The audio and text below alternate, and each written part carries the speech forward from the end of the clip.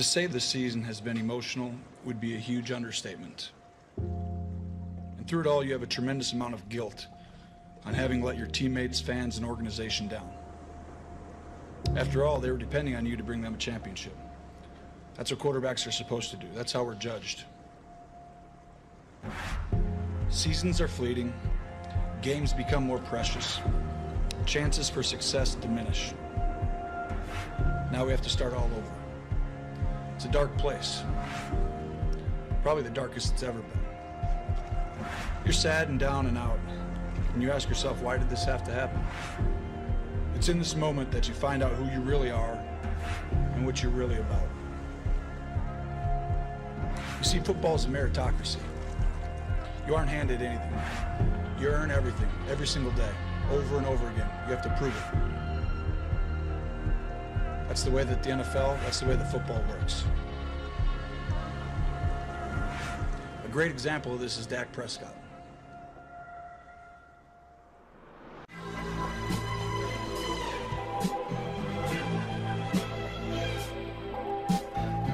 Ready for you next time, everybody say yeah. Put your hands together.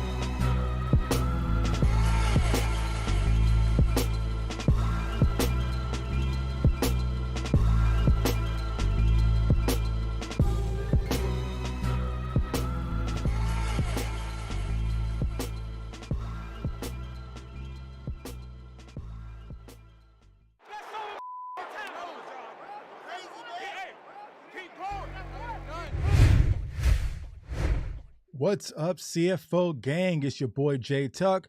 Real Cowboys fans, stand up, and you're now tuning to CFO Sports. So if you are new, do us a huge favor. Comment, like, subscribe somewhere down there, and be sure to turn that notification bell to stay updated with all Dallas Cowboys news and content. Salute to everybody in the chat, man. I got my guy Mike in the building.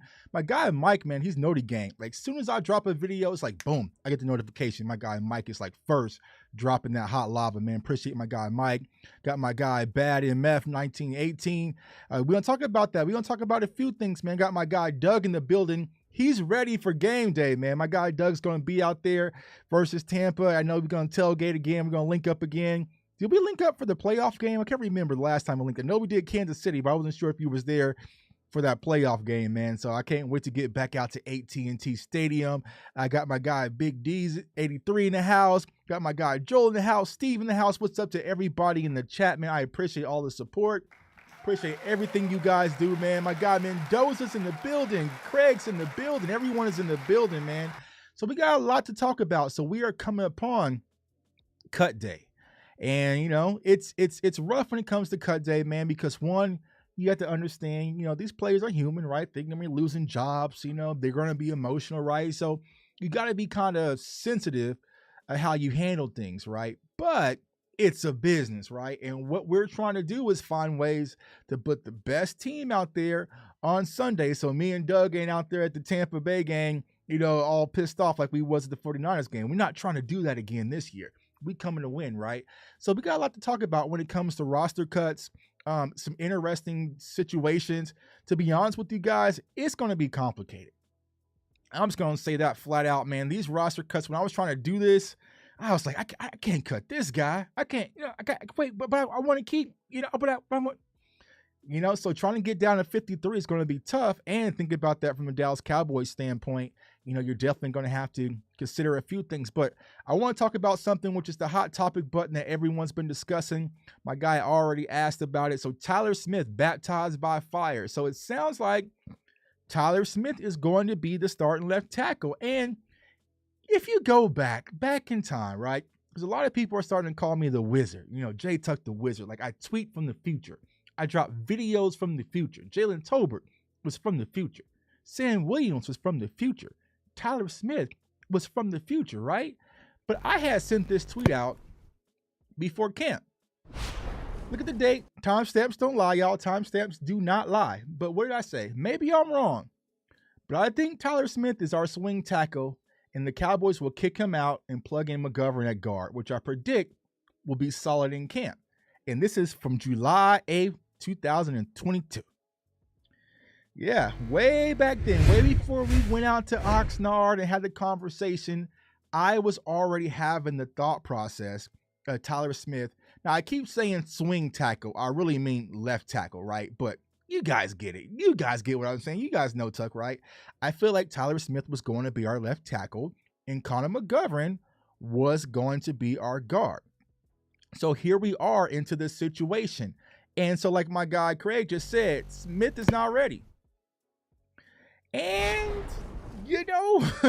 I would agree with you, bro, because if the Cowboys would have just took Tuck's tweet way back there in July and said, you know what, just in case something was to happen to Tyron Smith, what is our contingency plan? We need to get our rookie, our first round pick, trained and prepared.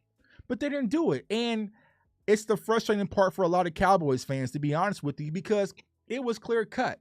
When we drafted Tyler Smith, I was kind of up in arms about it. Like, I like Tyler Smith. Now, let's be clear. I like Tyler Smith, and I also like him at tackle. I think that's where the lot of divide is. Like some other people, other content creators, they're like, nope, he was never going to be a tackle. He sucked at tackle. He's going to be guard. I felt like he was fairly decent at tackle. I just feel like he has a lot of room to grow because he's fairly young, y'all. Like the kid could barely start drinking like a few months ago. So he's fairly young. But when it came to Tyler Smith, I liked the upside. I liked the blueprint. Now, I didn't have a first-round grade on him. I had kind of second, thirdish, right? But like I've been saying, Tyler Smith was predicted to transfer, hit the transfer portal, and go to the SEC. So if he would have went to Alabama or he would have went to LSU, more than likely, he would have been a first-round pick in this year's upcoming draft. So the Cowboys kind of got him early. I just wasn't a fan of getting him and thinking that his position was going to be a guard, right? I just feel like drafting a guard in the first round, unless it was a quote-unquote one of those guys with instant impact, but not a project guard in the first round. It didn't make sense, but there is upside with Tyler Smith. Now, what we're seeing is, y'all, he ain't been getting no reps, and so they're going to have to do a Karate Kid montage to get this kid prepared before week 1 versus Tampa. He's already been battling an ankle injury.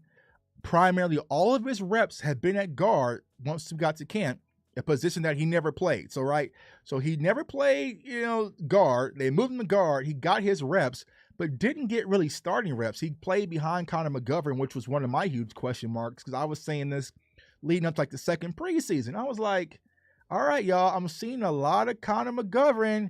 Can I see some more Tyler Smith? And I just wasn't seeing it at the guard position. So I would have liked to see Tyler Smith play left tackle. I felt like he should have been the priority to get the left tackle reps over Josh Ball. I felt like he should have been the priority to get the left tackle reps over Matt Waletzko, right? But here we are. We're about 2 weeks away, 13 days approximately from opening night. And you're going to have a rookie left tackle who's gotten minimal reps. Now, here's the thing, Cowboys Nation. If you follow my channel, what's up, Sadiq? Appreciate you. If you follow my channel closely, the one thing I've been saying When it comes to Tyler Smith, patience, y'all. Patience, patience, patience. You're going to have to be patient, Cowboys Nation. It is going to be a bumpy road. The first 4 to 5 games. Patience. Relax, because I feel like people are already kind of pulling for this kid to fail. It's going to take some bumps in the road. Not everybody comes in as Micah Parsons. Micah Parsons kind of came in, boom. He kind of, a little bit first game versus Tampa last year, but then after that, week 2, he was off to the races, right? So some rookies, they click it on quickly, but some rookies, it's going to take some growth. And from Tyler Smith's standpoint, he's going to have some bump in the roads because he ain't been practicing his position. Now, it's his natural position that he played at the University of Tulsa, but he just ain't been playing in a while. He's been focusing on this position, learning this, learning guard. And now 13 days left, he's going to be switched. So when it comes to Tyler Smith, I think he's going to be okay. He's going to be okay. And Greg says, does Dak have the patience? No, he doesn't, but, here's the thing, y'all. With this situation, because of the negligence the Dallas Cowboys did, they neglected getting a swing tackle. Every channel you follow, every Twitter personality, every writer, blogger has all been saying, get a swing tackle, right? I even said swing tackle or die, right? The Cowboys ignored that fact. And then here we are. We're in a situation where what option do we really have, y'all? To be honest with you, if they say, you know what, Tyler Smith's too young, we're going to go out there with Matt Waletzko. I'm not more confident in Matt Waletzko than I am Tyler Smith. If they said, you know what, we are not going to go out there with Matt Waletzko, we're going to go out there with Josh Ball. We've seen what Josh Ball's been doing. I'm not comfortable with that. Okay, so you know what we're going to do? We're going to switch Terrence Steele over to left tackle, and we're going to plug some guys over here at right tackle, and we're going to play musical chairs.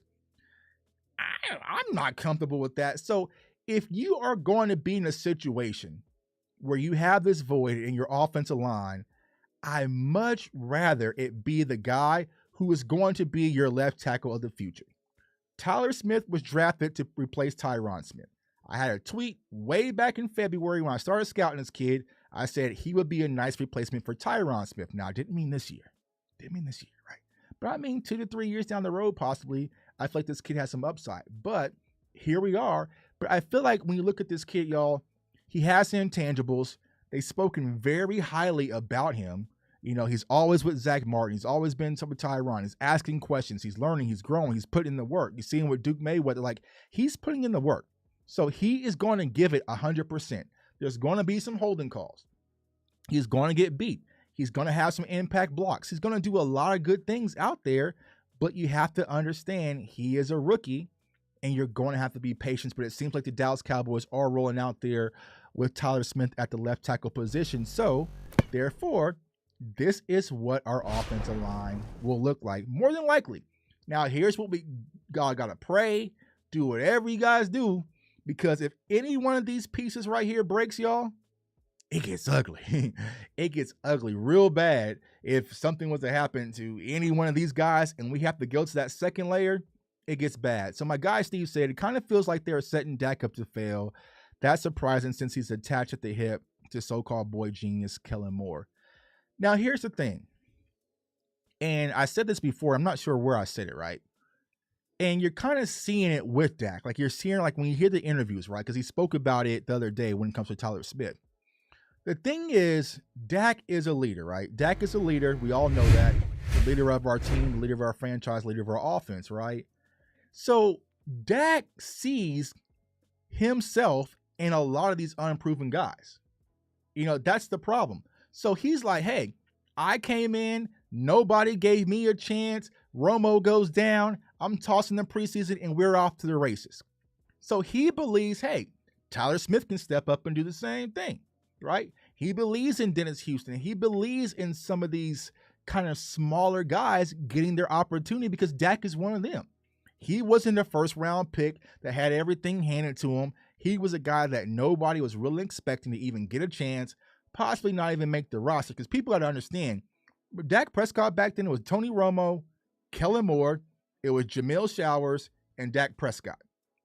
He was competing for pretty much, the third string quarterback spot, and he came out of nowhere. So Dak instills that confidence in his teammates, in his team, but that's good and all for leadership standpoint, but JPP don't care about that. You know what I'm saying?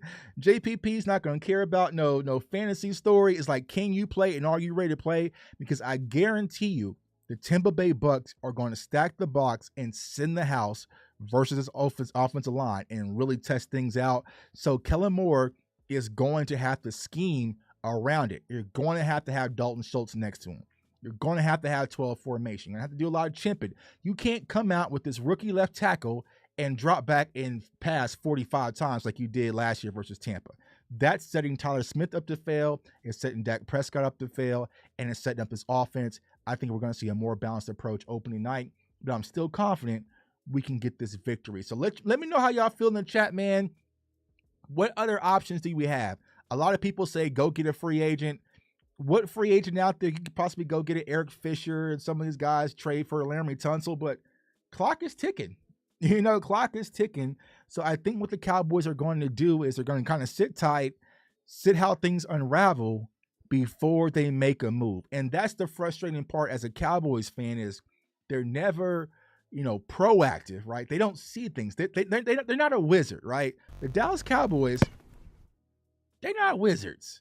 They're not wizards like Tuck that can kind of see things before it happens, right? They wait till things happen, then they react, which is a bad mentality when you're trying to manage an NFL roster. Salute to my guy Shane in the building. What's going on, bro? So we're kind of stuck, man. We're kind of stuck at where we're at right now. But we're gonna go out there and try to make things happen, put on our leadership, put it on Dak Prescott, put it on our defense to make things happen and get away with the victory. So let's go ahead and dive into the hot topic. So tomorrow is the deadline for making your final 53 roster. And like I said, y'all, it's going to be a lot of interesting cuts that's going to be made. It's going to be difficult. When I was putting this show together, I was like, I don't want to cut him. They cut my guy TJ Vasher already. I didn't want to cut him, and so there's going to be some players, and we can talk about it. It's an open discussion, so y'all definitely chime in, and we're going to walk through it. But when I look at this final 53 to get prepared for tomorrow, it's going to be a little bit tricky. So the first thing I want to go through and explain so everyone can kind of be on the same page, because what people have to understand, you're going to hear names drop tomorrow, but there's going to be some things you can kind of work around, right, to pull players back in. So it doesn't mean that they're officially gone. It's going to mean there's this opportunity, right? So the PUP list, you're going to hear about the PUP list, right? And the PUP list, for those who don't know, is the physically unable to practice or participate, right?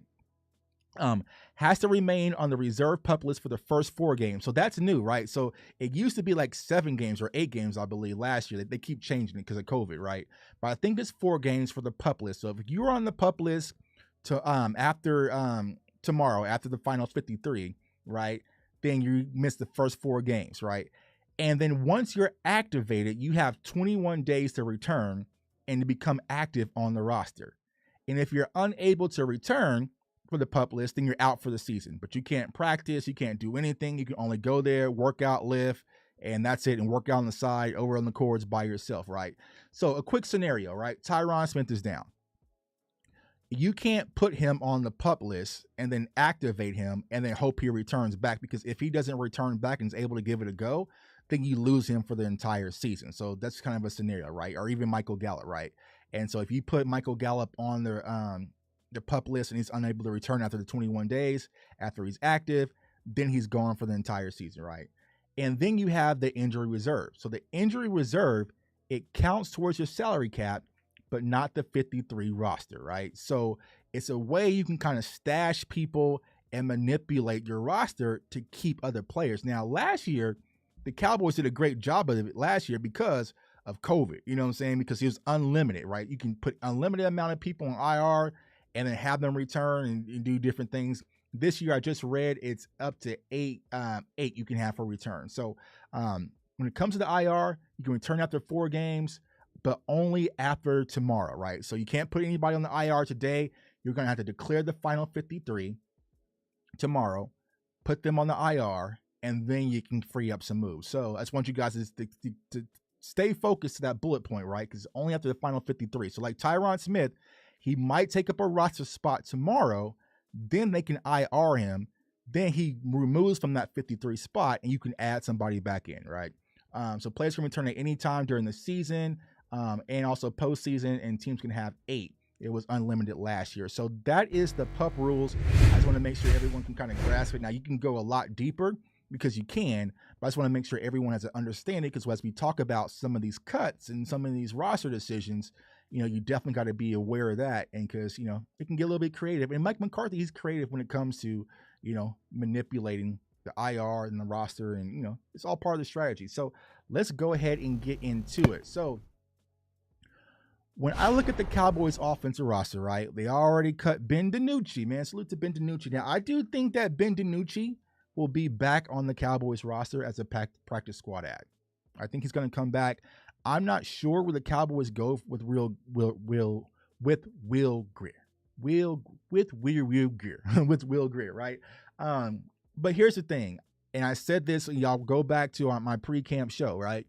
I said that Will Greer is going to outplay Cooper Rush, and Cooper Rush is still going to get the job, unfortunately. And I felt it even more the last preseason game because Cooper Rush barely played.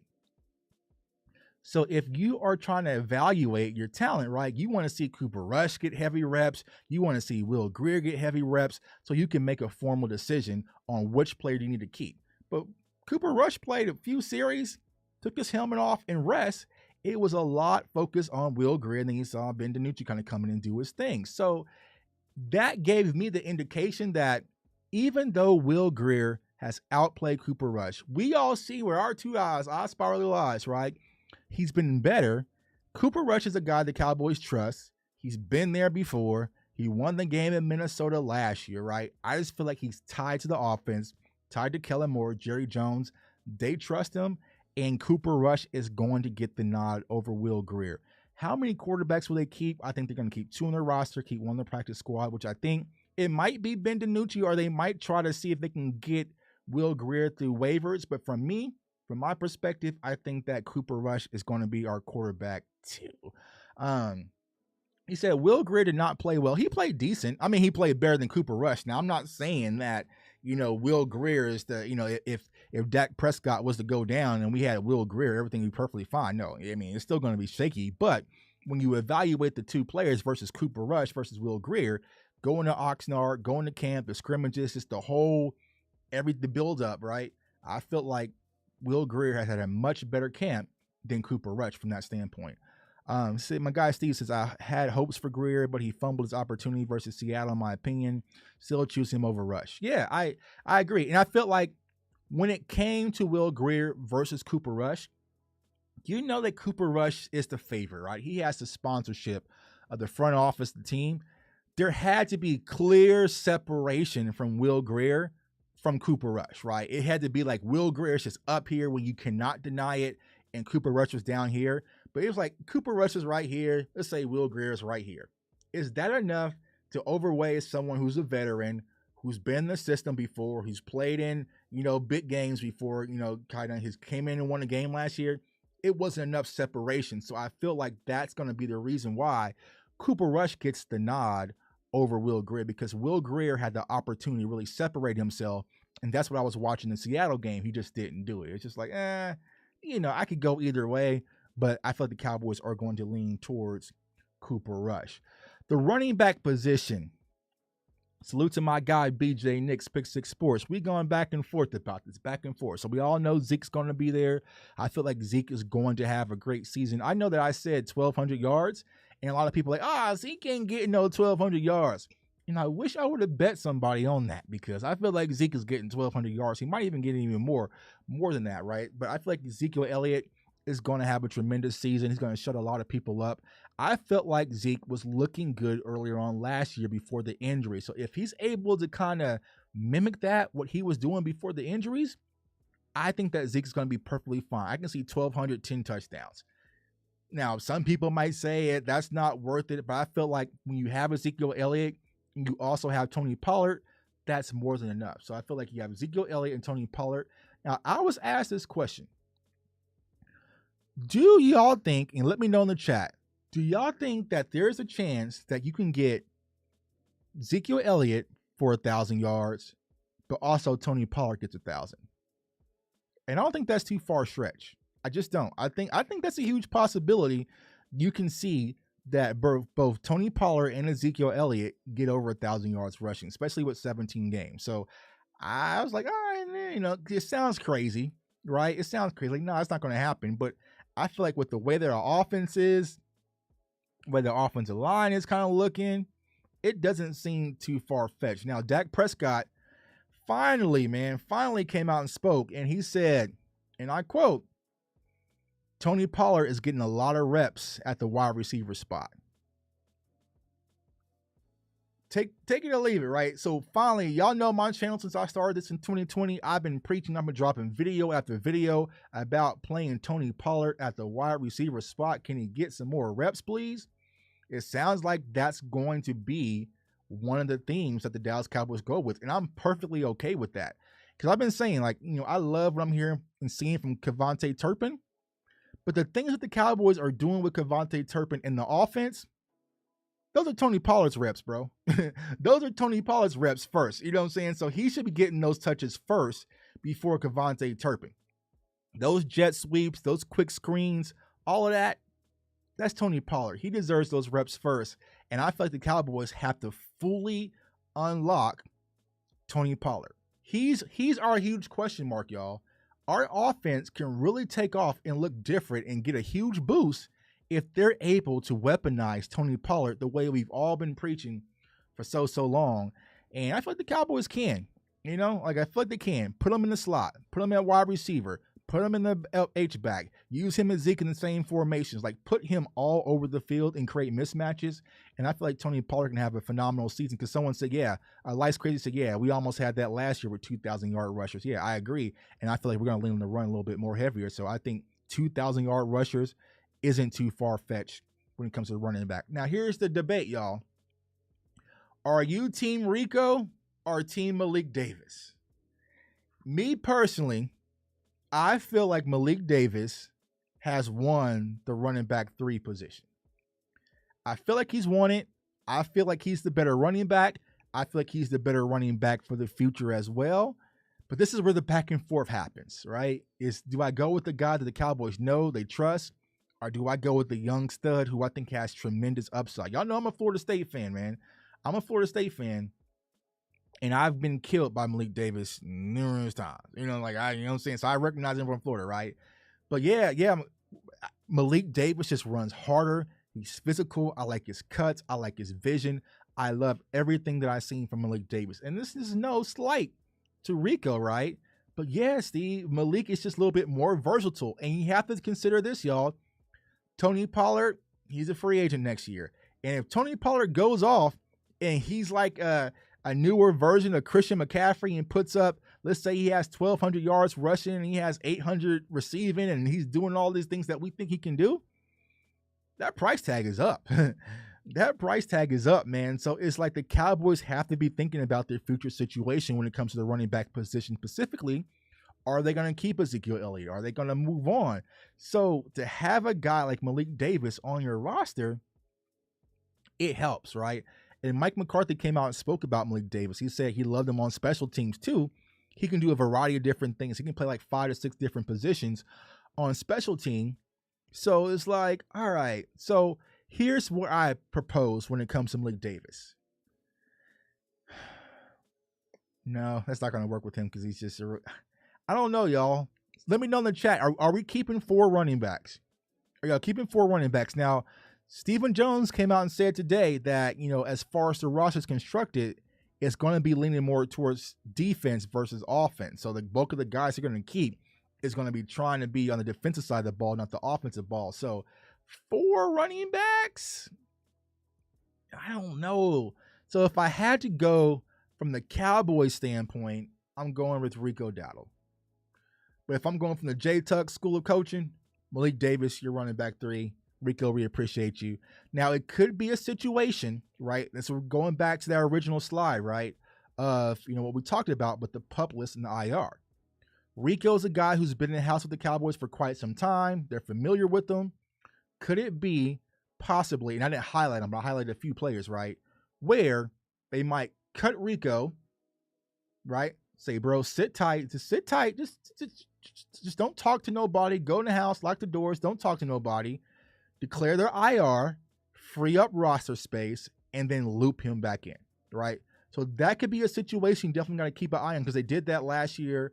Well, I think with CJ Goodwin, they also did it with Darian Thompson, and then also McQuaid as well. So special team guys, right?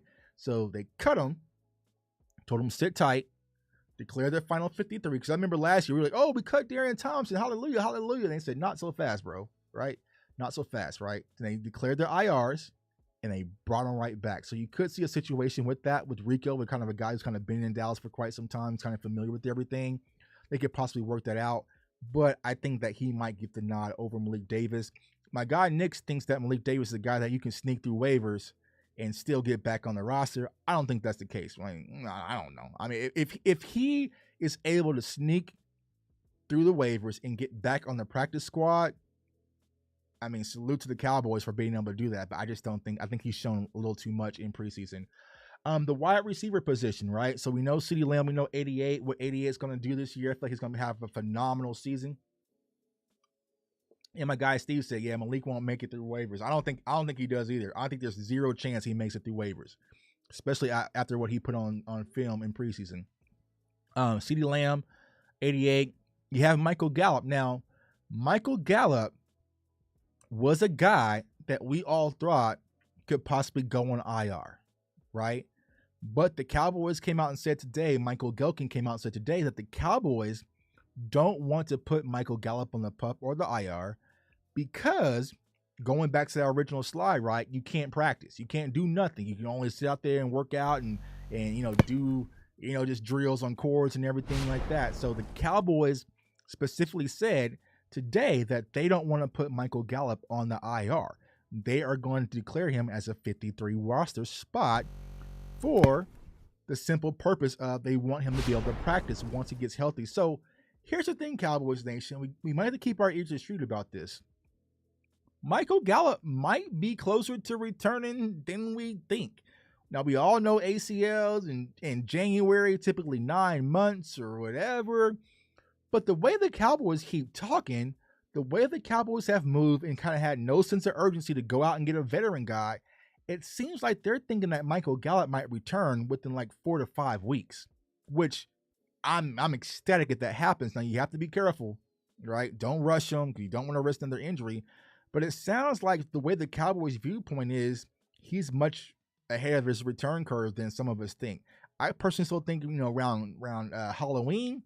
But, you get Michael Gallup back before week 5, before we play the Rams, before we play the Eagles. That's a major boost to our offense, into our wide receiver core. But it remains to be unseen. But for the fact they don't want to put him on the IR for practicing purposes, it sounds like he might be a lot closer. Noah Brown, I feel like he's going to be on the roster. He's going to be a guy this offense is going to lean on a little bit, especially until Michael Gallup returns.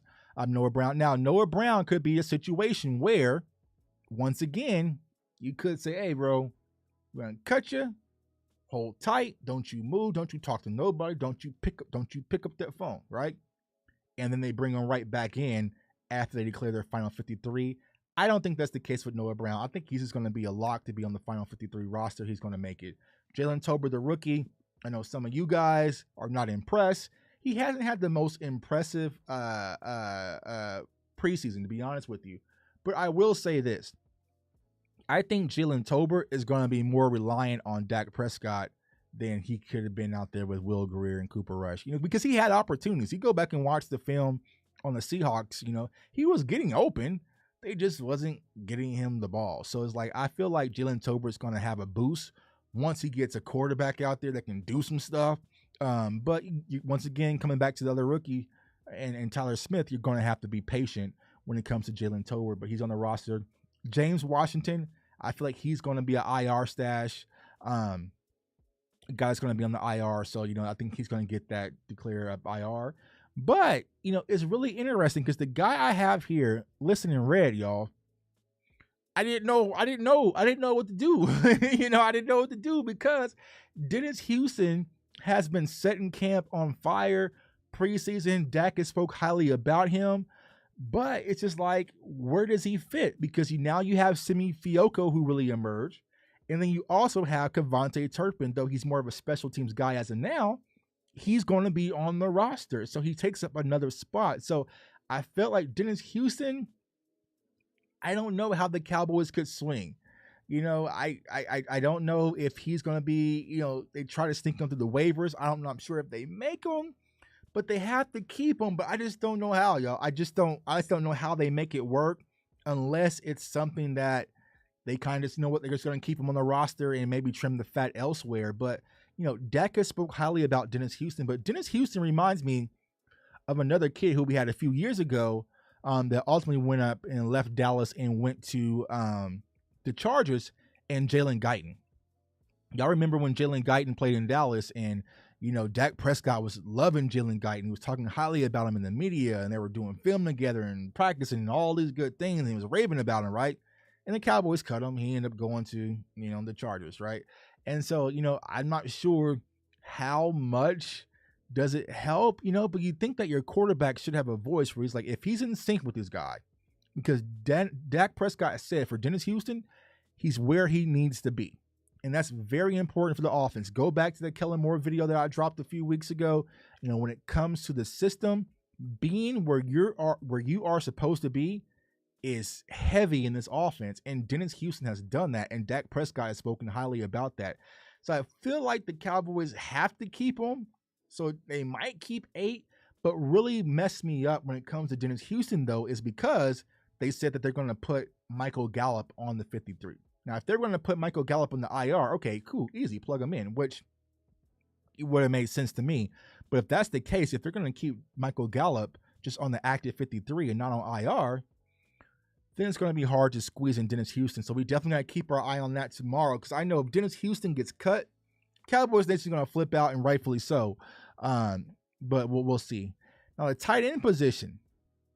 This is where things kind of got a little tricky, right? Because, coming into it, we thought that, Dalton Schultz, you had Sean McKeon had a good camp last year, but I feel like he really didn't show much separation this season. And then you have the young boys really start to emerge. Here comes Jake Ferguson, not only on the offense, but he's blocking. He's doing well in special teams. And then you have the young bull and Peyton Hendershot really step up and emerge as well. So, things got a little bit interesting, especially when Jeremy Sprinkle got injured as well. So I feel like the Cowboys might go with 3 tight ends: Dalton Schultz, Jake Ferguson, and Peyton Hendershot. They could possibly go with 4 and keep Sean McKeon. I just don't see the value in doing that, because a lot of the sets you're going to play is either 12 formation. You might use a tight end as a fullback, but we know the Cowboys like to use a guard. They'll probably plug somebody back there, Isaac Alcorn or somebody back there in fullback. So I feel like they might lean towards keeping 3 tight ends versus the 4. So I got Sean McKeon on the out. Let's see here. My guy Life's Crazy said, not impressed. Oh, hold on. Let me go to the screen. Hold on. Let me go. Let's see what y'all talking about in the chat. Let's see here. He said, not impressed. He may need a season to grow. Yeah, I think that Jalen Tolbert's going to take some time to grow. And I said that in the live the other day, right? When it comes to Jalen Tolbert, it's kind of unfair, because you're expecting a 3rd round rookie from a small school to come in and be that guy right there. Now think about this: if we did have Amari Cooper, we had CeeDee Lamb, Michael Gallup's kind of injured, right? Then Jalen Tolbert could have kind of slowly emerged behind Noah Brown, kind of took his time, took his lumps. But the way that the wide receiver room is currently constructed, he got to be ready. He has to be ready, And so I feel like he will be ready. I just feel like him and Dak are going to, have that uptick once they're in sync. I just feel like he was never going to be in sync with Ben DiNucci or Will Greer or some of the other guys, Cooper Rush. But I feel like Dak is going to get the most out of Jalen Tolbert. So, I'm going to be patient, but I feel like give him 2 to 3 weeks, and then you'll see Jalen Tolbert. Houston over Tolbert during the preseason. Yeah, I feel like Houston has played much better than Tolbert thus far. Houston has been consistent, and that's the thing is like, we all play sports, we all got jobs and we do whatnot. It's like, if I've been doing my job from day one, doing everything you asked me, there should be no question. Like Dennis Houston has done what he was told to do every day, was consistent. He was consistent at practice, consistent in camp, consistent in preseason, OTAs, consistency. What more can you ask from the kid? Versus a player who's kind of been here some days and here down. Like, if I've been this and he's been this, I should get the nod. But we all know politics as usual, because Jalen Tolbert was a draft pick. Dennis Houston was undrafted.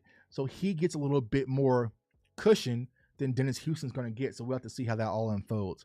Put Tolbert in the slot.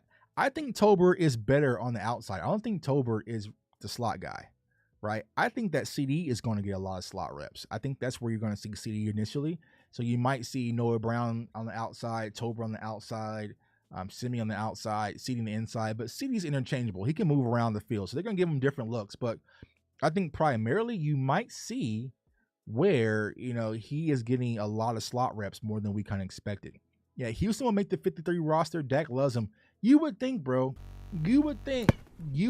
But going back to it, that's a lot of wide receivers. That's a lot of wide receivers. I feel like Kevontae Turpin really came in last minute, kind of blew things up because but once he he's on it, right? And like I said, Michael Gallup not being on the IR, that's a roster spot right there. Boom. So you keep 8 wide receivers. Dennis Houston really didn't do much special teams wise, so I don't know. I don't see where it fits, but it's going to be interesting. Offensive line. Let's get an offensive line. So Tyron Smith, I think that he's going to be an IR stash. So they'll declare him an IR, after they make the final 53, and then with the possibility of returning. Now, as I said in the last live, I wouldn't hold my breath, y'all, when it comes to Tyron Smith returning. I just don't see it. I mean, now I do, kind of call him Luke Cage, right? Because this dude's like a damn Marvel character. And if anyone can return, it can be him. But his hamstring got torn from his kneecap. I don't know. Like, hamstring got torn from his knee. Like, I just don't see that return. He's already had some ailments with ankle, back, neck, all of the above, shoulder, he's just getting beat up. And so I would be shocked if Tyron Smith does return, but I know the Cowboys are going to keep the window open just in case. So you have Tyler Smith, Connor McGovern, Tyler Biotis, Zach Martin, Terrence Steele, Matt Farniok, Josh Ball. I wanted to cut him, but I couldn't. I couldn't cut Josh Ball. I tried, But sometimes, like, I go back and forth from doing what would Tuck do versus what the Cowboys are doing. That's how I kind of stay the wizard, y'all. I put on my Cowboys hat and think about what they're gonna do, not what I do. Because if it was up to me, I'm blowing a lot of this stuff up, right? But I think they're gonna keep Josh Ball and Matt Let's go as far as the offensive line is concerned. So let me know what you guys think. Take a look. Comment in the chat. You guys see anybody that I missed? You think that anyone's going to be added to the roster offensively? But like I said, Stephen Jones came out and said that he's going to lean towards the defense for that to be more heavy than the offense. So what does that really mean? Now, of course, you got to take things that Stephen and Jerry say with a grain of salt. You got to take things they say with a grain of salt. But, I'm just kind of looking at the roster and the way things are kind of constructed. This is what I kind of see. Sadiqa says, I think honestly he needs to retire after this season. Yeah, I think so. I think so. It's just because now here's the tricky part. What happens if Tyler Smith comes out and he holds down that left tackle position? And if he comes out and he's a dog at that left tackle position, the Cowboys feel like, oh, we got one. Tyron Smith is gone. So you got to be kind of thinking about that as well. But the thing about Tyron, it was the one time where the Dallas Cowboys were finally proactive versus reactive, and they got him on a very team-friendly deal. So, maybe Tyron Smith gets the Sean Lee treatment where he can just play, even though he gets hurt, but he makes some team-friendly adjustments to his contract, and he's kind of just the guy kind of out there. But I think he needs to retire eventually. Now, I don't want him to retire. I would have loved him to be out there playing this season, but we all knew. Nobody on this chat, nobody would have bet money to say, you know what, I think Tyron Smith is going to play a full season. And that's the reason I was able to say this. I just knew, y'all. I just knew, like, he ain't gonna make it. You know, if he would, you know, he was gonna miss 4 to 5 games. That's easy, you know. But it's just like, I just knew he wasn't going to play a full season. So it was just like, I don't know the Cowboys' standpoint for not having an insurance policy when it came to Tyron Smith. And if they did, why did they wait last minute to really get it fully prepared? So that's the offensive board. That's what I got. Here we go. Let's get over into the defense, the nitty gritty, because defense wins championships, y'all. Y'all know that we can win a championship even if our offense is struggling and our defense is solid. Let's go ahead and get that. Man. So, no contact injury is a big no-no. Yeah, and it was bad. You know, we all saw the video. And as soon as I saw the video, everyone was like, oh, Tucky's fine. He walked it off. I was like, no, that injury is not good. Like, you got to understand, Tyron Smith is a big dude. You know, so when he falls, it's going to be some long time getting up. It's going to be a long time getting up. But, you know, so special teams, I went ahead and got that out the way. You got Brian Anger. You got Brett Maher. He's going to be our kicker.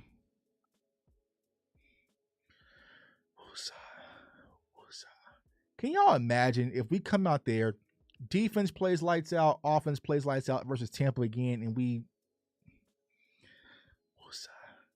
I'm telling y'all, when I was out there at Tampa last year, we set through all them damn missed kicks with Greg the Leg, y'all. It was brutal. It hurt bad because I feel like our team did everything to beat Tom Brady and the Bucs coming off their Super Bowl last year, and our kicker failed us.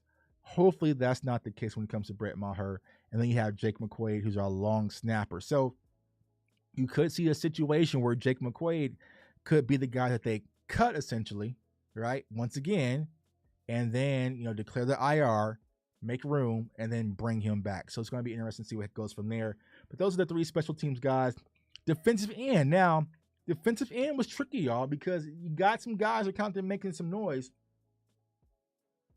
But I felt like when it comes to, like, trimming the fat, as I say, I got a core 6. So I got DeMarcus Lawrence, Dorrance Armstrong, Chauncey Golston, Sam Williams, who's had a great camp and a great preseason. Like I said on Twitter, y'all, Sam Williams has one move, and he's damn good at it. It's that bull rush.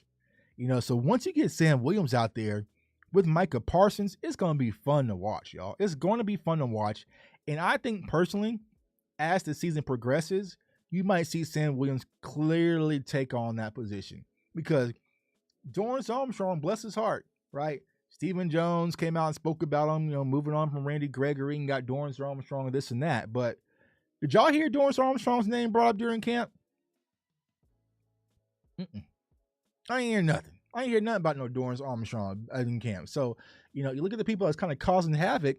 It was Sam Williams. Sam Williams is going to be a guy. He's very raw. If you go back to my draft video that I did way back in February on Sam Williams, very raw. He's a mold of clay. And I feel like Dan Quinn is going to want to mold that clay. That is the reason, y'all. That is the reason solely that we drafted Sam Williams. It was Dan Quinn. Dan Quinn was like a kid in the candy shop at that pro day. He was laughing and giggling and running drills and doing all. I knew right there he's going to be the pick. I knew he was going to be the pick. So what happened is we drafted Tyler Smith. They were kind of going back and forth. And they said, you know what? All right, Dan, it's on you. They said, Dan, get your guy. He said, I want that guy. I want that. So I feel like Dan Quinn is going to get him prepared for the NFL season. And you're going to see a lot of Sam Williams. He played almost into the fourth quarter in the preseason game. They're getting him ready, y'all. They're getting Sam Williams ready, man. All right, my guy Connor, appreciate the super chat. Says, I'm feeling Dante Fowler breakout year with Sam Williams and Micah the GOAT. Yeah, we're talking about Fowler here as well. I like what I saw from Fowler, man. Fowler brought some toughness. Now, I would say this. Like some people are saying, Tuck, we're not going to keep that many defensive ends because of the flexibility of some of our interior guys, right? Because, you know, Neville can kind of play outside a little bit. Even Osa as well. So the conversation's like, is Terrell Basham going to be one of the guys out? I don't think Basham is going to be one of the guys out, but you could see a situation possibly where it could happen. But I like what I saw from Fowler in preseason and also in camp. I feel like, once again, like you said, Connor, I feel like he's going to have, a great season, kind of a rebound year under Dan Quinn's defense, because Dan Quinn came out and spoke about using the linebackers in different ways, using defensive ends in different ways. There was also, a formation that came out, when they came out, and there was like only one down defensive lineman and everybody else was standing up. Like, Dan Quinn is about to be a mad scientist when it comes to this defense, and each one of these guys is going to be an ingredient to what he's trying to pull off. And so I like Basham, and I like Fowler, and I like our defensive end, or edge rushing depth. Defensive tackle. This is where guy kind of got tricky, y'all. Osa, he's going to make it. Osa's going to be a dog. Neville Gallimore, fully healthy. He didn't have the injury. Did I have Tyler Biotish in there? Oh, yeah. My bad, bro. Yeah, I'm putting Tyler Biotish in there with the corners. My bad. See, this is what happens, y'all, when you do your own production. So everything you guys see, I do, from the layout to everything. I do it, so sometimes I get mental fatigue, and I might like type something and retyped it, and But yeah, so I'm playing Tyler Biotish at corner. But defensive tackle, Osa, you have Neville Gallimore, Tristan Hill. I know a lot of people wanted to cut my guy Tristan Hill, but he made it. I feel like Tristan Hill made it, and he went out there and battled. And this is the first time in Tristan Hill's NFL career he's going to have the same defensive coordinator for 2 years in a row, right? So you have Tristan Hill. Now here's where it gets tricky, y'all. It says, why is Tyler there? Because what happened? Why is Tyler there? Because I copied and pasted the offensive lineman over and just redid it and retyped their name, so I don't have to move everything around. So this is probably the offensive line from the last slide, and I just had Tyler Biotish in there. Let me show y'all a trick. Let me show y'all a little production trick behind the scenes when it comes to what Tuck can do when it comes to the slides and everything, man. Because there's a lot that goes on to it, man. Salute to my guy Skywalker, man. Does a phenomenal job with production, doing the show, because it's not easy, y'all. It's not easy at any case, any stretch of the imagination, right? But I can come in here and do this, and then I'm gonna come in here and do this. Hold on, let me get these guys up out of here. And then, all right. Boom. We cut Tyler, y'all. Just like that. We just cut him. He's got him out there. Got him out there, man. So the conversation, going back to defensive tackles. Tristan Hill made it. Now here's the tricky situation. Defensive tackles, Quentin Bohanna, and I repeat, has outplayed the rookie favorite sensation, the Vanilla Gorilla, and John Ridgeway. I feel like Quentin Bohanna has had a great camp. He's looked good in preseason on film. I like what I've seen from Bohanna. So what does that mean for Ridgeway? I don't know. I don't know. So once again, it comes down to, he was a draft pick, right? But did the Cowboys try to sneak him through? Could they possibly sneak him through? I don't know. But, I feel like when it comes to the nose tackle and the defensive tackle, the nose, right? I feel like Quentin Bohanna has earned the job over Ridgeway. So that's going to be the hard situation. We're going to sit back and watch tomorrow what happens with them. But Bohanna's on that 53, y'all. And we need Big Bo. Because as I've been saying, one of my hugest question marks coming into the season defensively is the run game, right? Is the run game going to be efficient? Stopping the run. You need that big Bohanna in there to stop the run, right? So that's going to be, Quentin Bohanna's job, and I feel like he's earned it over Ridgeway. So we have to keep our eye on that. But also Carlos Watkins. I know Carlos Watkins can kind of play inside and outside. So here's the hard part, y'all. I feel like Watkins could be a cut and re-sign, but we just re-signed him for a 1-year deal. Do they move on? Because I like what Carlos Watkins showed. He's kind of our veteran guy, and he played great last year as well. Didn't really jump much in camp and preseason, but he's a veteran, so it's like, all right, what does that really mean for Carlos Watkins? Do they move on? But if I had to only keep 4, I felt like Tristan Hill's earned the spot over Carlos Watkins, so I'm going to give him the nod. But I could see a situation where Carlos Watkins is brought back onto the roster, possibly. So I got Ridgeway and Carlos Watkins. the Cowboys trying to manipulate the roster and move with them in a certain way. Linebacker room, Micah Parsons, bro. Micah Parsons. Lion ain't going nowhere, man. Lion ain't going nowhere. Micah Parsons ain't going nowhere, man. Salute to the Lion, man. He's solidified. He's earned his spot. And to be honest with you, I can't wait to get a glimpse of Micah Parsons. Because last year we got to see him at least in preseason. But this year we ain't get to see him. We ain't get to see Micah since last year, man. So I'm ready to see how Micah's grown. And people keep asking me, Tuck, how can Micah get better? There's a few ways. I feel like his patience, right? Being a little bit more patient back there, being able to read and digest what's going on. Like, here's where it gets scary, y'all. Where the game slows down for Micah Parsons, that's when it's going to get spooky. Like, when he can sit back, digest the offense, and it feels like everything is really moving in slow motion, but he's still moving at his speed and his capacity, it's going to get scary. It's going to get scary for Micah Parsons, man, because he's going to be out there fully digesting. Because last year, right, Tom Brady picked on him. He was a rookie, first game, his nerves were high, he was running on 100, picked on him. But as soon as Micah Parsons is able to kind of play that chess game, because he likes to play chess, right? So once he's able to kind of play that chess game at the linebacker position, it's going to get scary, man. It's going to get scary, and I feel like Micah Parsons is going to have a phenomenal season once again. And then we got the Wolf Hunter. We got the Wolf Hunter out there, Leighton Vander Esch, coming back on a one-year deal. I know some people looked at their final 53 and they were cutting Leighton Vander Esch. I was like, no, they're not going to cut Leighton Vander Esch, bro. He's going to make the roster, right?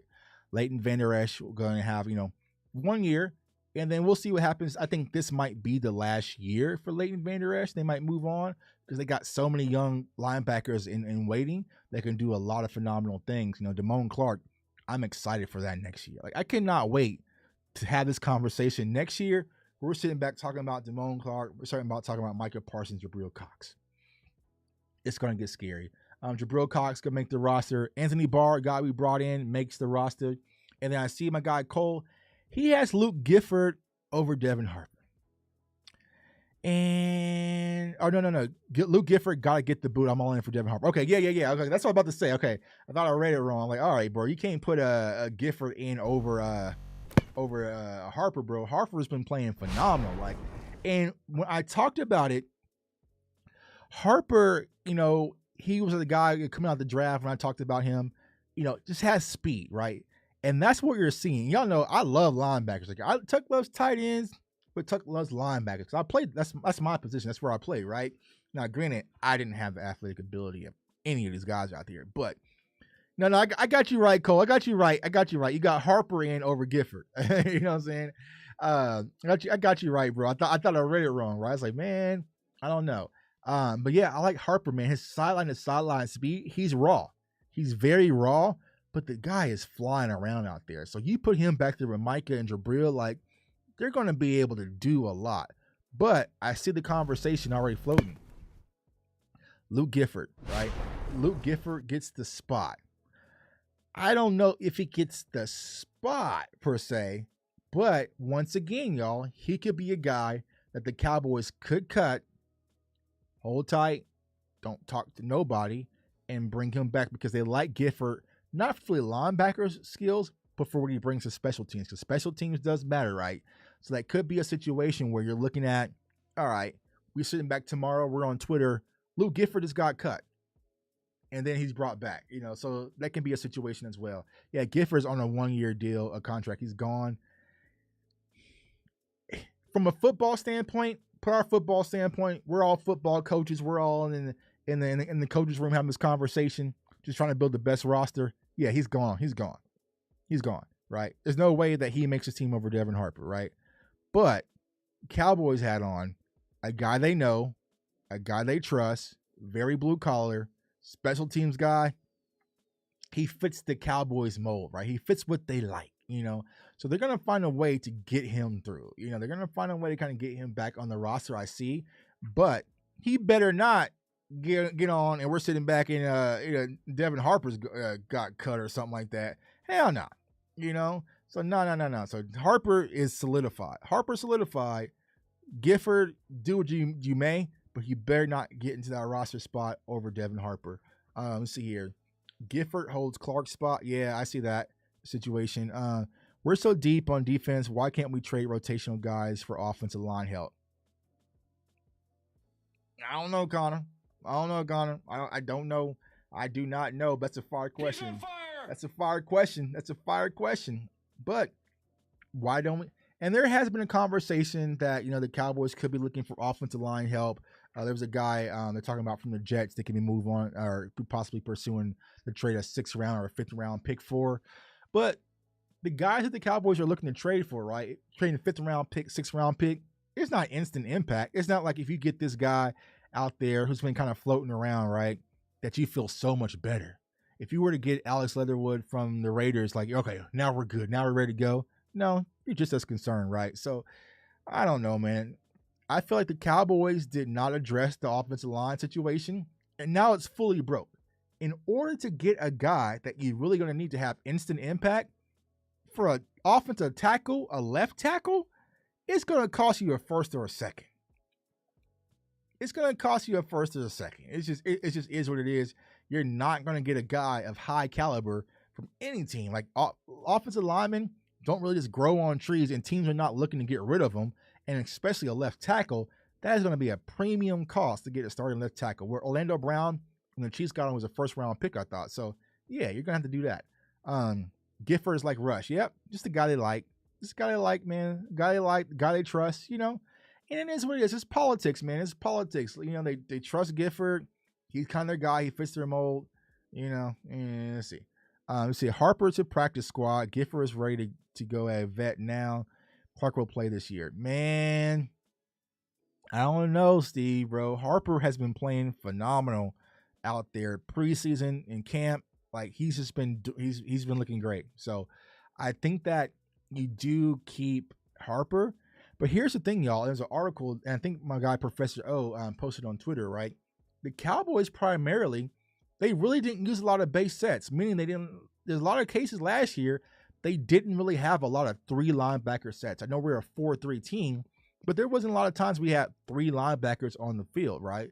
It's more of a big nickel or a nickel where you have 2 linebackers and then you have safeties out there. So if it comes down to it, they might maybe trim the fat a little bit with the linebackers to keep more safeties, because we'll talk about that here in a second. But I just feel like Harper has earned the job over Gifford, and I feel like Dan Quinn likes Harper. I feel like the Cowboys, when it comes to defense, they kind of trust Dan Quinn to do his own cooking. Mike McCarthy, he's really not in the kitchen. He really gets to do his own cooking, right? But Dan Quinn gets to do his own cooking, and I feel like he likes Harper. He fits his mold. He's going to want to keep him on the roster. So I'm going with Harper. The corners. Now, here's where it gets sticky. Yikes. Trayvon Diggs is good. Anthony Brown says, I'm like that too. Jordan Lewis, y'all try to cut him on Twitter every day. Jordan Lewis ain't going nowhere. And then we have the conversation. Deron Bland, Fresno State, phenomenal talent, big, physical, likes to come tackle, can come down in coverage, gave up a big play in the preseason game, came back and responded. So he put the play behind him, came back and made a big play. Deron Bland has done everything to make this roster. Period. Period, y'all. Period. He should be solidified on this roster. There's no way around it. There's no way you can have a conversation and talk me out of it. Deron Bland should be our 4th cornerback on this roster. You can't cut him. He's not getting through waivers at all, right? So he is on the roster. Now let's have the conversation. We drafted 2 guys last year in Kelvin Joseph and Nashawn Wright. We all know the story of Kelvin Joseph, our 2nd round pick from last year. Seen some flashes, here and there. 0 consistency, off the field concerns. Is he really committed to football? Special teams guy, but isn't non-replaceable on special teams. So what is it that you can really say that Kelvin Joseph does? At this point, not much. But once again, politics as usual. That ego, that Cowboys ego, They're not going to say they messed up on that second round pick. They're not. The Cowboys' ego won't allow it. They won't. If we go back, Bossman got to go. Look at Samuel Jr. Should have been the pick we took. Don't shoot the messenger. Don't shoot the messenger, bro. Everyone who watches this channel, watches, Stargang at the time, Pick Six Sports, y'all saw my draft reaction on draft day last year. Like, I just,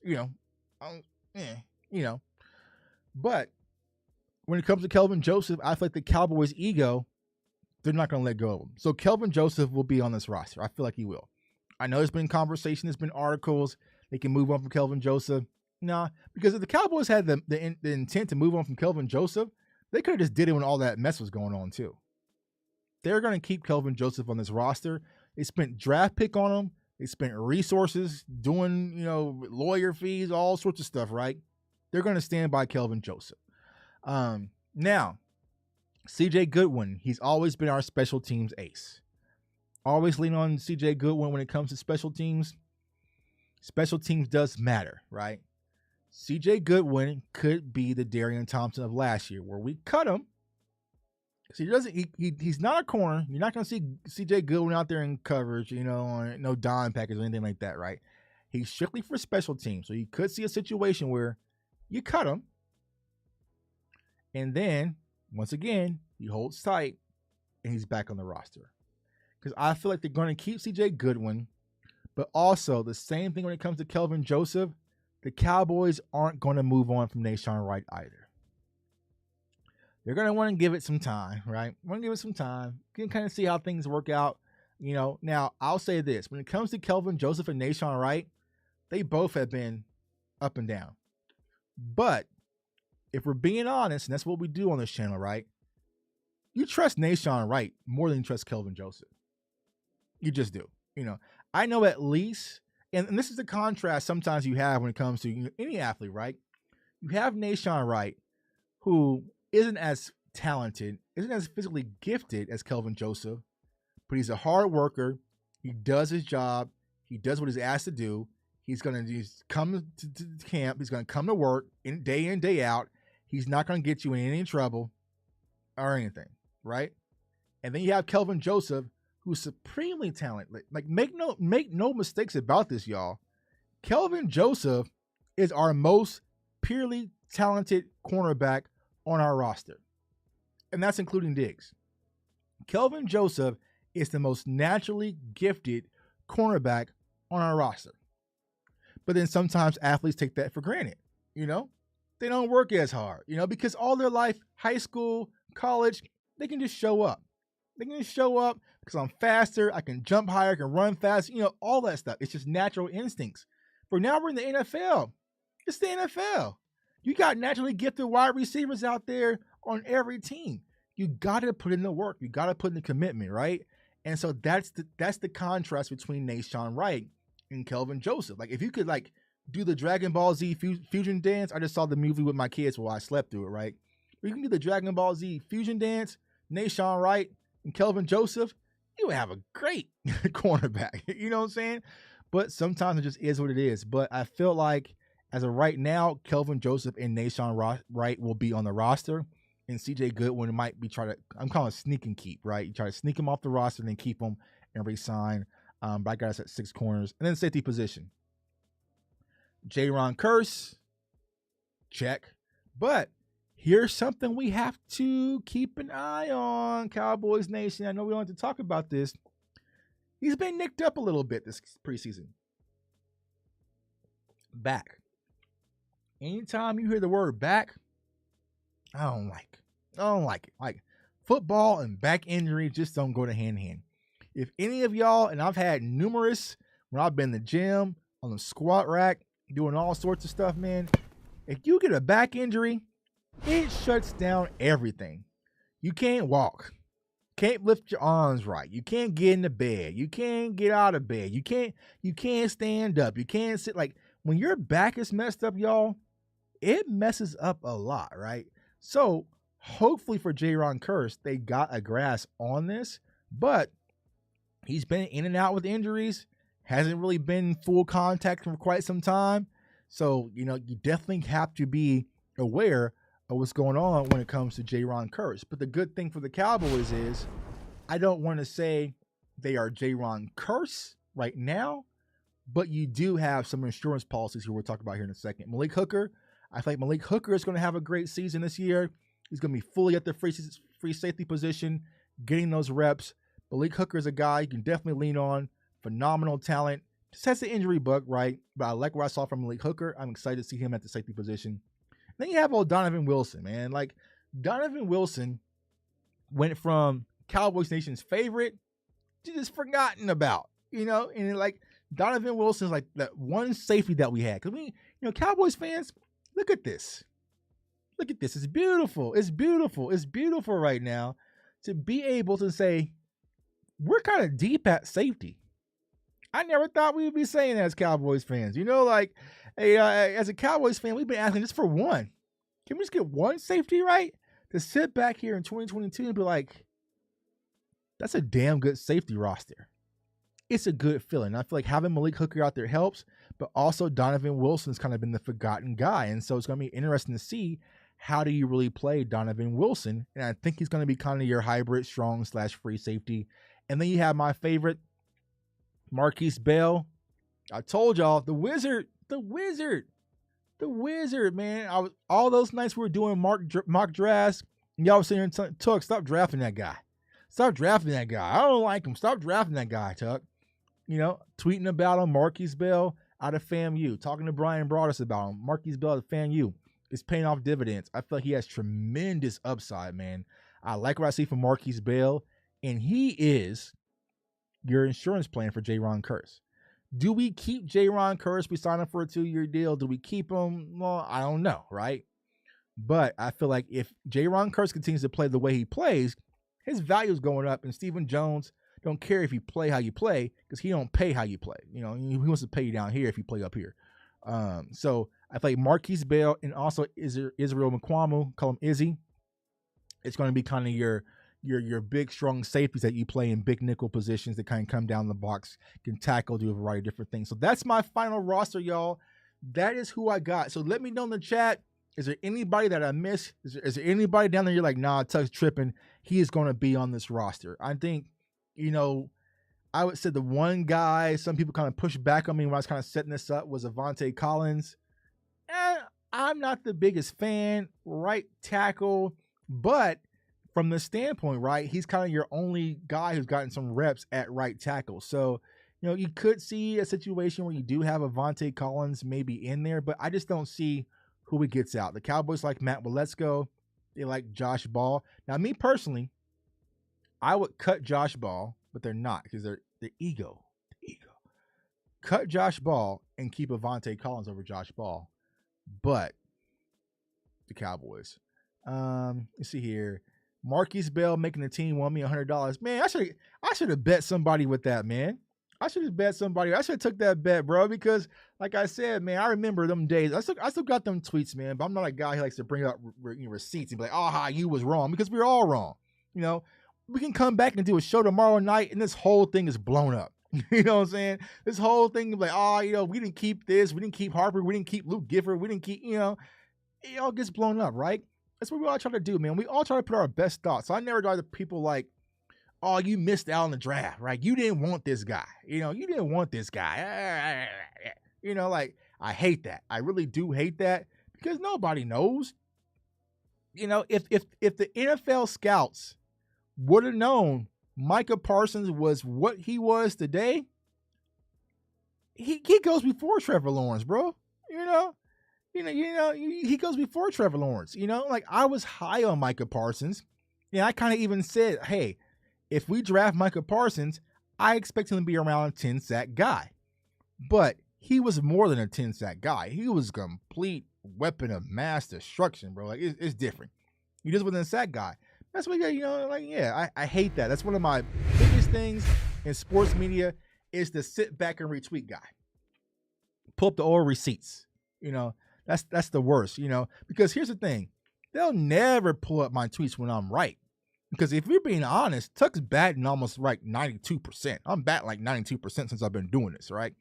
But the one miss, Oh, Tuck, you wanted Rashawn Slater. Well, I mean, Rashawn Slater is an all-pro guard, which we need, and he's all-pro tackle as well. So, Professor O, he didn't want this guy. Professor O didn't want Tyler Smith, and Tyler Smith is now the starting left tackle of the Cowboys. I hate that. Stop doing that. Stop doing that. Because it's all projective. It's all perspective. We're just all putting our thoughts together as a community to win our 6th championship, man. So that's where it is. So we got to wait till tomorrow, see some of these cuts. But like I said, Cowboys Nation, be patient, because you're going to be some cuts. We're going to be like, no, that hurts a little bit.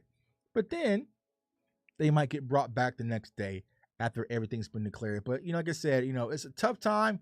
It's hard because, like, I follow a lot of the players. I know a few of them, so it's like, damn, TJ Vasher got cut. That's kind of my guy. You know what I'm saying? I talked to TJ, before, kind of wished him some well wishes. He's going to do some stuff for the channel. And it's like, he gets cut. And it's like, all right, bro, keep your head, So it's like, also Nick Ralston, the fullback, he played in Dallas. So, it happens. It's part of the game, part of the business. But, hopefully a lot of these guys will bounce back and find new opportunities, even if it's not in Dallas.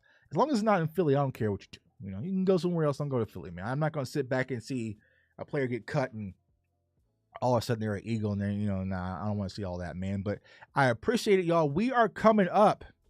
Yes, we are coming up on He's on fire. Game day, y'all. We're coming up on game day. So salute to everyone who's coming out there to the games. Everyone, y'all know the drill. Tuck's going to be at the game. And when Tuck's at the game, I ain't analyzing nothing, bro. I'm just like y'all. I'm having fun. I'm drinking Cowboy Ritas. I'm out there hanging with my people at Lot 10. I'm out there standing up the entire game. I am not sitting down. I don't care if you call the security guards on me. I'm standing up the entire game. I'm screaming. I'm losing my voice. I'm representing my Dallas Cowboys. And we're going to have fun this year, y'all. Like, everyone breathe. Everyone relax. It's going to be a fun NFL season.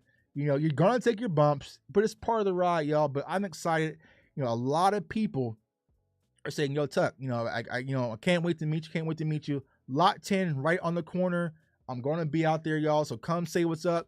Now, if you see me, bro, like, at least give me like your real name. Don't be like, oh man, it's me, Super Cowboys man 587 from Twitter. I'm like, it's like, I have people run up on me and they're like, oh man, Tuck, is me. I was like, who? He's like, oh yeah, it's Cowboy man 58-2. I'm like, all right, bro. Well, you don't have a real picture on your Twitter, so I know you are, but what's up? You know what I'm saying? So, if you see me out there, say what's up, bro. Come have a drink. We're going to be having all sorts of stuff, food. It's very kid friendly. Bring the kids, bring the family out there. We're going to be out there a Lot 10. So if you go to the Cowboys game and you come off Collins, right, and you sit at the gas station on the other side, and it's this huge, big, this is my house sign, right across from the Jack in Box. Yeah, perfect, Peripher. So we're right there on that corner. You can't miss us, man. You can't miss us. We'll be out there. Now, here's what I'm going to tell y'all. Some of my friends think that Jay Tuck is going to come out there at 7 a.m. for a 7 p.m. night game and be out there drinking all day in the Dallas heat and partying. And no, I will probably be out there 12:30-ish, maybe 1, because I am not sitting out there and getting lights out drunk before the game even starts. You know what I'm saying? Nope. So I think my guy Nick's is going to be out there sometime. Spoonie's going to be out there. Mariella, Camber, Mike Tag, all of us, we all link up for a huge tailgate. So come by, say what's up, man. We're going to have some fun out there, and I can't wait. It's finally here, y'all. It's finally here. Like, football season, it really didn't hit me because y'all know my Knowles played on Saturday. And, like, it's to the point, like, it felt surreal. Like, wait. We're actually in football season, It's like, all right, here we go. So I headed to Lawrence on Friday to cover the Kansas game. So I'll be in the press box and doing all that sorts of stuff, maybe. And so, it's gonna be fun, man. Football season's here, so we definitely gotta ride the momentum. But cheer for our team, y'all. If you are at the game, stand the entire game. Not the entire game, like timeouts and stuff you can sit. You know what I'm saying? But stand up and cheer for your team, Cowboys Nation. It's okay, It's Sadika said, I'll run up on Jay Tuck and tell him to sit down. This is Sadika. I'm not sitting down at the game. I'm just not. Now, last year, I was a new season ticket holder to my section. You know what I'm saying? I was a new season ticket, so I didn't kind of know the rules, so I was kind of like asking people, like, I would go to a Dallas. Here's how messed up it is, y'all. We can chat a little bit because I don't have to work tomorrow. I was going to a Dallas Cowboy game as a Dallas Cowboys fan at my own stadium, and I was asking people, "Hey, you don't mind if I stand up, do you? Is it okay? Is it okay if I stand up? Do you mind? Oh, sure, I don't mind. I'm sure. Okay, if it's okay." I was asking that at my own stadium. This year, that section down below on the 20-yard line is officially CFO section. I'm standing up the entire game. I'm doing what I want. I'm standing up cheering on my team. It is what it is. If you kick me out, it's going to be a problem. You know what I'm saying? So I'm like, the Cowboys don't understand how bad of a PR look it would be if they kick a Cowboys fan out, a season ticket holder, out for standing up. They're not going to do it. So I'm going to stand up and rep. If you're at the game, stand up and rep. Get loud for our team. Represent y'all. It's time to rally. Like I said, we will never fear our opponents. We'll respect them. So next week, we're going to have some Tampa Bay Bucks insiders come on. We're going to talk about this, talk about a few things going on. It is what it is. We're going to break down film on the Bucks. Really good to kind of know what's going on with them. But I'm not afraid of Tom Brady, bro. I'm not afraid. I'm not afraid. I respect the man. I respect you. I'm not afraid. As soon as it's Sunday night, line them up. If it happens, it happens. But we're going to give it a go, and I'm ready to rally around the Cowboys, man. So it's your boy, J Tuck. I appreciate all the support, man. All the donations. As y'all see, could y'all hear me clearer today? We got a brand new mic. We got a brand new mixing board. We got sound effects. We got brand new lights, man. And this is all a testament to you guys, all the support, all the donations, all the likes, all the shares. It goes right back into everything we do right now. Right now, what I'm focusing on is building the website, the CFO website with the shirts.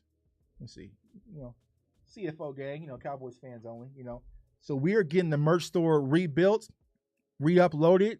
New merch is coming out. So everything you guys give, donations, everything goes right back into the production, man. So I appreciate all the support, man. So it's like, people like, Tuck, your audio's kind of low. And it kept bugging me, man. So the first thing I did is rebought some new stuff and we updated and I rebuilt this entire studio, man. So we're excited for that.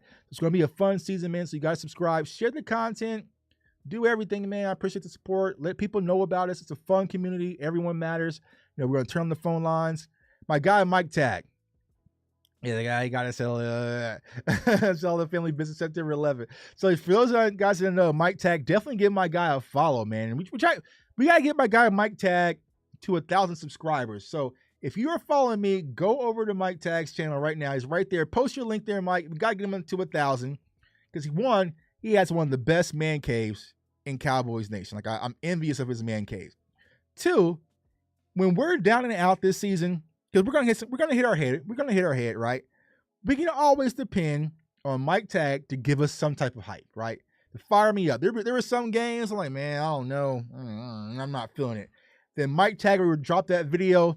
I'm like, all right, let's go, right? So definitely give my guy Mike Tag a follow. Now, he is a Miami Hurricanes fan, so this November we're gonna be live at the Miami versus Florida State homecoming game. I'm going to be repping my nose as we're going to spoil the party, man. We're going to spoil the party. Yeah, salute to Professor O. Let's see here. See if I can pin it. Yeah, pin it.